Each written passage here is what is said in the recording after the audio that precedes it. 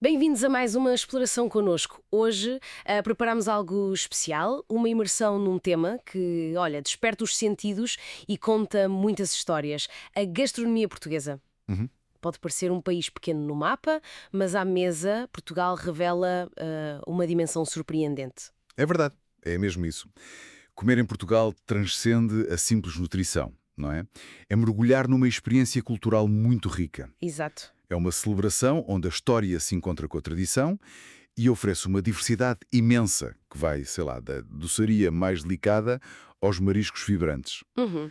Sem esquecer, claro, os vinhos e os azeites, que são pilares fundamentais. O nosso objetivo hoje é mesmo esse, desvendar um pouco os segredos e os sabores desta cozinha, com base nos materiais que estivemos a analisar. Vamos espreitar a doçaria que nasceu nos conventos, Essa parte é fascinante. a entender os pratos essenciais de carne e peixe, sim, vamos ter de falar de bacalhau, Inevitável. entender a importância do pão, do vinho e do azeite, essa trilogia, e descobrir como os queijos e os enchidos contam a história das suas regiões. Uhum. E ainda perceber um pouco o rasto global que esta cozinha deixou por aí. E olha, preparem-se para algumas revelações curiosas. Há histórias por trás de certos pratos que, se calhar, não são assim tão conhecidas. Sim. Sim? Como a origem meio secreta do pastel de Belém, ou então o nascimento inesperado das alheiras, numa época bem conturbada da nossa história. Parece delicioso e intrigante. Vamos a isso. Então, começando pela base. Essa famosa trilogia mediterrânica, pão, vinho, azeite, é mesmo o coração da mesa portuguesa? Sem dúvida alguma. São os alicerces. Pronto. E depois, complementados por uma horta muito generosa, que vemos nas imensas sopas variadas, na fruta fresca. Uhum. Portugal mantém muito vincada essa herança da dieta mediterrânica. É uma evolução notável se pensarmos que há relatos antigos, como os de Estravão, Sim. que descreviam os lusitanos como bem comedores de bolotas. Mudou um bocadinho. Uau, desbolotas para esta riqueza toda. E qual foi o impacto dos descobrimentos nisto tudo? Trouxeram novos mundos, mas também novos sabores para a panela? Ah, um impacto transformador, sem dúvida. As especiarias, a pimenta, a canela, o cravinho, a noz moscada entraram nas cozinhas e ficaram para sempre. Uhum. O açúcar, que veio primeiro da Madeira e depois do Brasil, foi absolutamente revolucionário. Sobretudo para a doçaria, claro. Imagino. E depois, produtos que hoje são essenciais, como o feijão, a batata, até o tomate, o pimento, tudo isso integrou-se profundamente na dieta portuguesa. Então, essa mistura da tradição mediterrânica com as novidades que vieram das viagens criou a base do que temos hoje. Mas, mesmo com ingredientes comuns, a diversidade regional é gigante, certo? Exatamente. É impressionante. Um mesmo prato pode ter variações significativas entre terras vizinhas. Essa identidade regional é para mim uma das grandes belezas da cozinha portuguesa. Como é que se manifesta? Nos temperos, Nos temperos? nas técnicas de cozinha, nos ingredientes preferidos de cada zona. É muito variado. Falando em beleza e riqueza, temos de entrar nesse universo da doçaria conventual. Parece quase magia, não é? Feita com ovos e açúcar. Como é que surgiu? É uma história fantástica. Começa nos conventos lá para os séculos XV e XVI. Havia, assim, um enorme excedente de gemas de ovo, Excelente. Porquê? porque as claras eram usadas para imensas coisas práticas. Para engomar os hábitos dos monges e freiras, para clarificar vinhos, para fazer hóstias. Claro. Pronto, sobravam gemas. Muitas, muitas gemas. E o que é que se faz com tanta gema? Aí entra o segundo elemento-chave, o açúcar. Começou a chegar em abundância das plantações na Madeira e mais tarde no Brasil. Uhum. As freiras e os monges que tinham tempo e acesso a estes ingredientes, às vezes juntavam amêndoa também, que era um produto valorizado, começaram a criar. Foi uma explosão de criatividade doce. Uau! Resultou em centenas de receitas únicas, cada convento com as suas especialidades. E isso leva-nos àquela questão quase lendária: pastel de Belém versus pastel de nata. São a mesma coisa ou não? A eterna questão. Bem, tecnicamente não são a mesma coisa. O pastel de Belém tem uma origem muito, muito específica. O Mosteiro dos Jerónimos, em Lisboa. Uhum. Os monges criaram-no, segundo consta, para gerar alguma receita para o mosteiro. Em 1837, a receita foi vendida a uma pastelaria, ali ao lado, que hoje é a famosa loja Pastéis de Belém. E a receita continua secreta, é o que se diz. Reza a lenda que sim, conhecida apenas por um número muito, muito restrito de pessoas, talvez umas 8. Incrível. Todos os outros pastéis parecidos, que são deliciosos e que encontramos por todo o país, são, vá lá, variações dessa ideia original. São os pastéis de nata. Entendi. Podem diferir um pouco na textura da massa folhada, na intensidade do creme, mas o nome Pastel de Belém, esse pertence àquela receita original e secreta da loja. Que história fascinante. Mas há mais estrelas nesta constelação doce. O docinho do céu, por exemplo. Que nome tão invulgar. Pois é. O nome vem da receita original que, acredita-se, incluía banha de porco, o tal tocinho. Banha de porco num doce? Sim, hoje é mais raro encontrar essa versão, mas era assim. É uma espécie de torta baixa, muito densa e úmida, feita com açúcar em ponto de pérola. Ponto de pérola? É um xarope de açúcar cozido a uma temperatura muito específica, que lhe dá uma textura especial. Leva também amêndoas e, claro, muitas gemas. É um doce muito associado ao norte de Portugal. Guimarães, Mursa. E os ovos moles de Aveiro? Aqueles docinhos em forma de conchas, de peixes? Esses são outro exemplo brilhante da criatividade conventual. Estão ligadas às freiras carmelitas já no século XIX. A massa de gemas e açúcar é envolvida numa hóstia muito fininha, Sim, eu já vi. moldada nessas formas marinhas. É um exemplo perfeito de como ingredientes simples, gemas e açúcar, são transformados em algo elegante e delicioso. É verdade. A doçaria conventual é mesmo um testemunho dessa capacidade incrível de transformar básicos em criações sofisticadas e tão variadas. Temos tantos outros: travesseiros de Sintra, pão de ló de Ovar, as queijadas, a lista é infidável. É mesmo um património. Fascinante essa capacidade de criar tanto a partir de ingredientes relativamente simples. Mudando agora para o lado salgado da mesa, como é que a cozinha lida com a sua imensa costa atlântica? O mar é uma despensa fundamental para Portugal. As sardinhas assadas, por exemplo, são um ritual de verão, especialmente nos Santos Populares em junho. Um clássico. Um clássico absoluto. Simplesmente grelhadas na brasa, comidas sobre uma fatia de pão ou com batata cozida e uma boa salada de pimentos. Capturam a essência da comida popular, da festa. Mas quando se fala de peixe em Portugal, há um nome que surge sempre: bacalhau. Mesmo, curiosamente, não sendo pescado lá. É verdade. O bacalhau é um caso muito curioso de apropriação cultural. É de longe o peixe mais consumido, mas vem das águas frias do Atlântico Norte. E como é que se tornou tão popular? Foi introduzido por volta do século XIV. A sua popularidade deve-se essencialmente à facilidade de conservação salgado e seco. Isto era crucial numa época sem refrigeração. Claro. E também para abastecer o interior do país, longe da costa. Tornou-se o fiel amigo. Dizem que há 1001 receitas de bacalhau. É uma hipérbole, claro, mas ilustra bem a sua versatilidade e a sua integração profunda na cultura. Não são literalmente 1000, mas são imensas e muito variadas. Consegue dar alguns exemplos mais conhecidos? Sim, claro.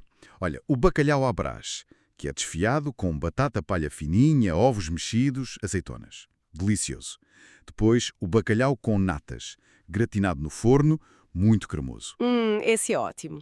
O bacalhau à Gomes de Sá, que são lascas de bacalhau com batatas às rodelas, cebola, alho, ovos cozidos. O bacalhau espiritual, com cenoura e pão ralado. Enfim. Cada uma conta uma história diferente, imagino. Exatamente. Mostra como o ingrediente que veio de fora se tornou profundamente português. E para além do bacalhau e da sardinha, o marisco também tem um papel importante, suponho. Sem dúvida alguma. As amêijoas à bulhão-pato são um petisco quase obrigatório. Ah, adoro. Amêijoas abertas num refogado, cintos de azeite, alho, coentros e um toque de limão no fim. É divinal.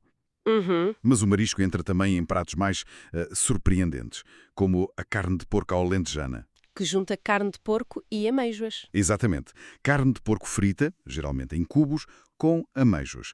É uma combinação terra-mar muito típica do sul, do Alentejo e Algarve. Parece estranho para alguns, mas funciona maravilhosamente. Essa combinação terra-mar parece ser uma característica interessante da cozinha. E no lado da terra, o pão continua a ser rei. Absolutamente. Lembra-se daquele verso da Amália Rodrigues: numa casa portuguesa fica bem pão e vinho sobre a mesa? Claro. Continua a ser verdade. O pão é muito mais do que um simples acompanhamento, faz parte da identidade. Temos o pão alentejano, por exemplo, de códea grossa, miolo denso. Que dura dias, não é? Exato. Feito para durar e para ser usado em sopas, como as açordas, ou nas migas. Ou então, completamente diferente, o bolo do caco da Madeira. Ah, esse é achatado, não é? Sim, cozido numa chapa quente, numa telha antigamente, e servido quente com manteiga de alho. É delicioso. Há uma variedade imensa. Pão de mafra, broa de milho, pão de centeio. E não é só para acompanhar, pois não? O pão entra mesmo em muitos pratos. Precisamente.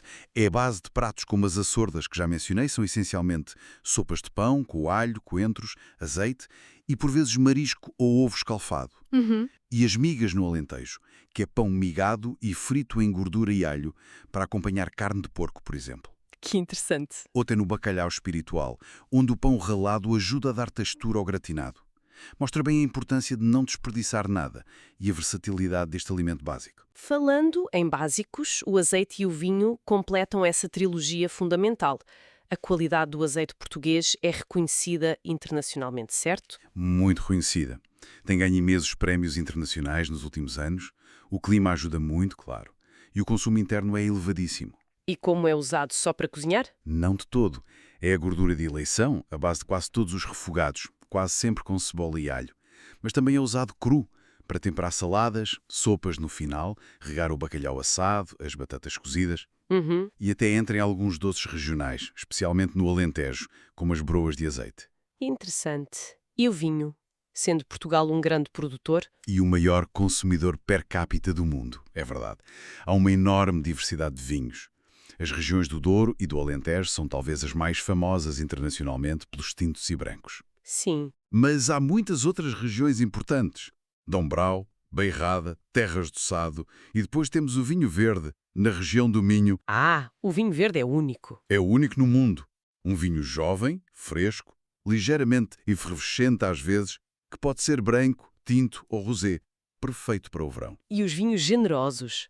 Porto, Madeira? Exato.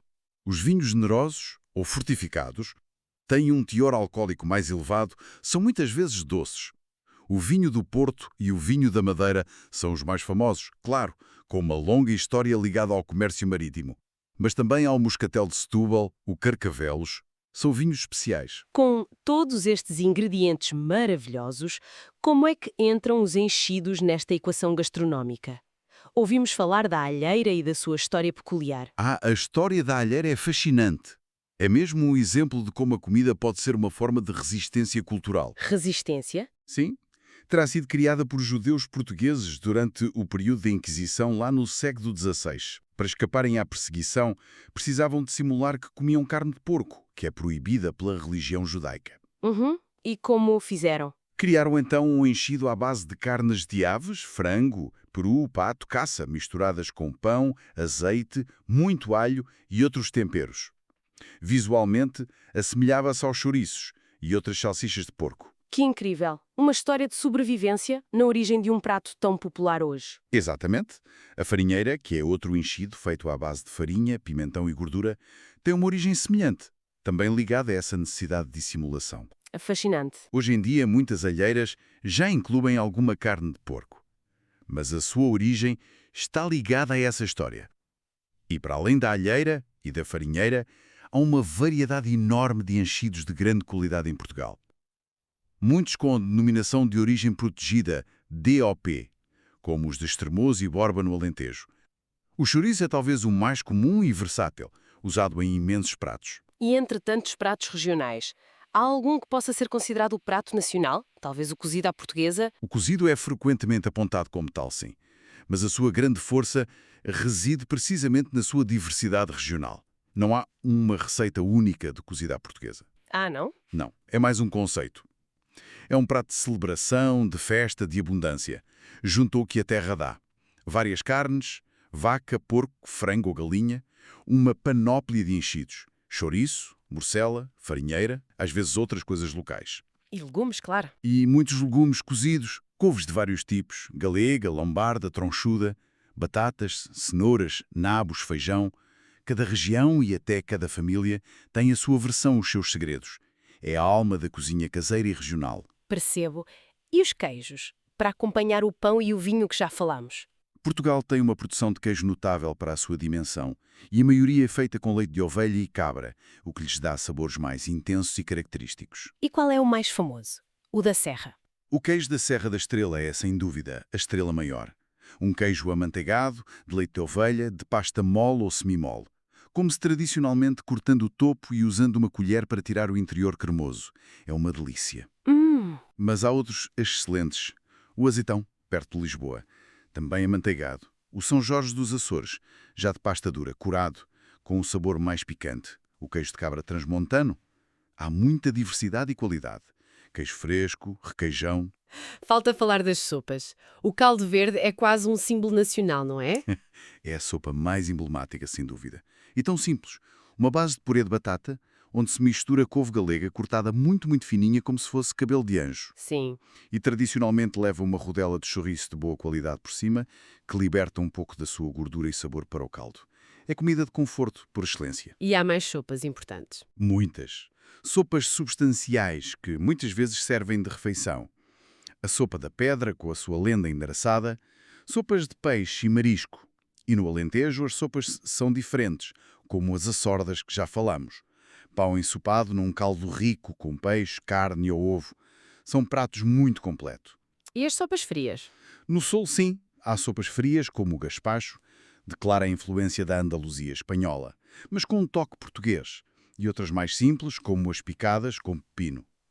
Parece que a cozinha portuguesa, apesar de usar ingredientes que parecem relativamente simples, tem uma profundidade e uma complexidade enormes. E não se ficou por Portugal, pois não? Deixou marcas pelo mundo fora. Deixou marcas muito significativas, sim.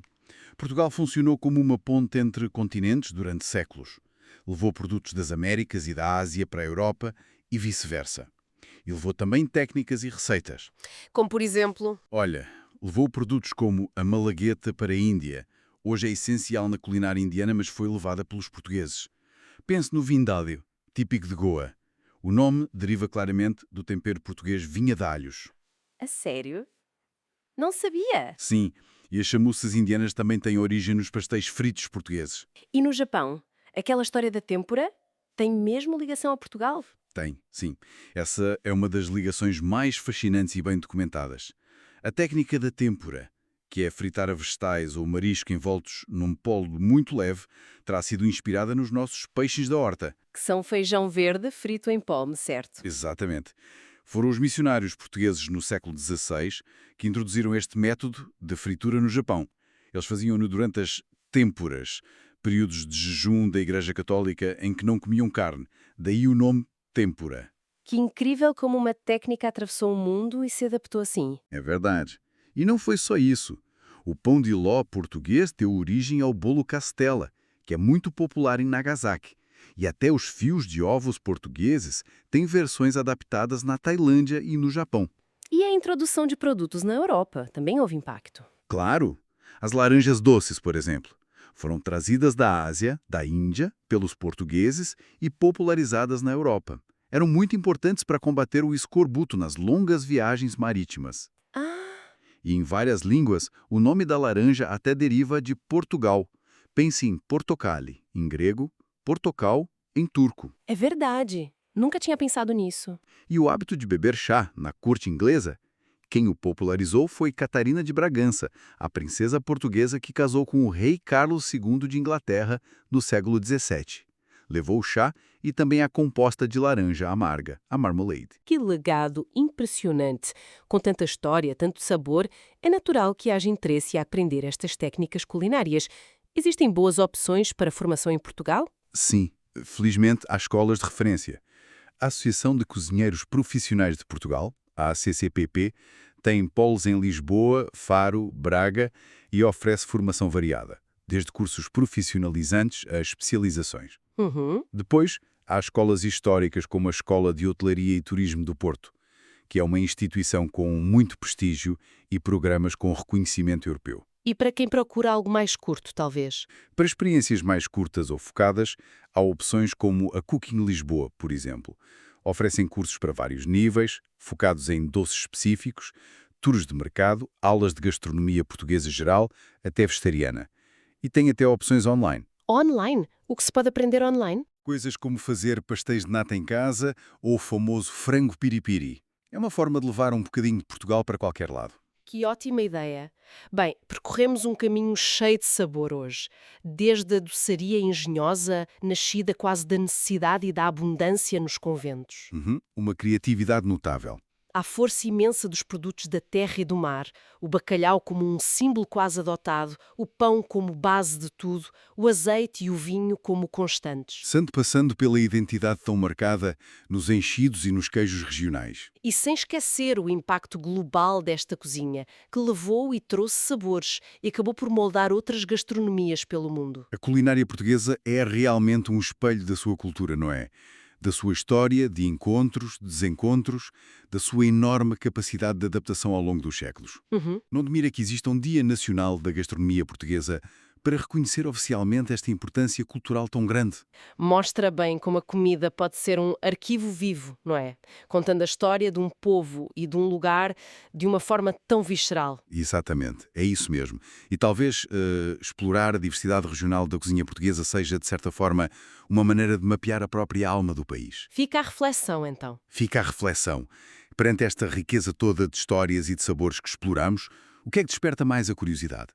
Que prato, que tradição, que história nos faz querer saber mais, talvez até sobre as nossas próprias ligações, as nossas raízes ou futuras viagens gastronómicas?